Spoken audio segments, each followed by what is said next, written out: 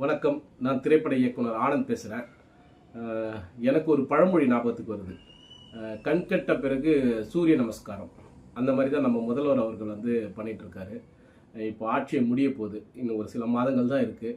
இந்த நேரத்தில் போயிட்டு கோவையில் தொழில் நிறுவனங்களோட புரிந்துணர்வு ஒப்பந்தம் அது இப்போ தான் அவர் போடுறாரு.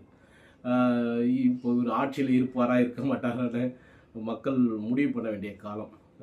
கிட்டத்தட்ட 5 ஆண்டுகள் என்ன செஞ்சிட்டு இருந்தார். அவர் வெளிநாடுகளுக்கு போய் நான் நிறைய தொழில் நிறுவனங்களை தமிழ்நாட்டுக்கு கொண்டு வருவேன்னு போனார். என்ன ஆச்சு? வந்த ஒரு சில நிறுவனங்கள் அது ஒன்று ஆந்திராவுக்கு போச்சு. இன்னும் சில நிறுவனங்கள் எதுவுமே பண்ணலை. இந்த மாதிரி ஒரு முதல்வர் நமக்கு மீண்டும் இது ஏன் நமக்கு ஒரு பிரச்சனையாக இருக்குன்னா, இளைஞர்களுக்கு தொழில் நிறுவனங்கள் உள்ளே வரும்போது வேலைகள் கிடைக்கும். இவங்களுடைய வாக்குறுதியில் திமுக 1 கோடி இளைஞர்களுக்கு வேலை தருவேன்னு சொன்னாங்க. ஆனால் என்ன ஆச்சு? இங்கே இளைஞர்கள் வேலை இல்லாமல் கஷ்டப்பட்டுட்டு இருக்காங்க. அதை மையப்படுத்தி தான் நான் சொல்கிறேன். மக்களே, சிந்தித்து செயல்படுங்கள். நன்றி, வணக்கம்.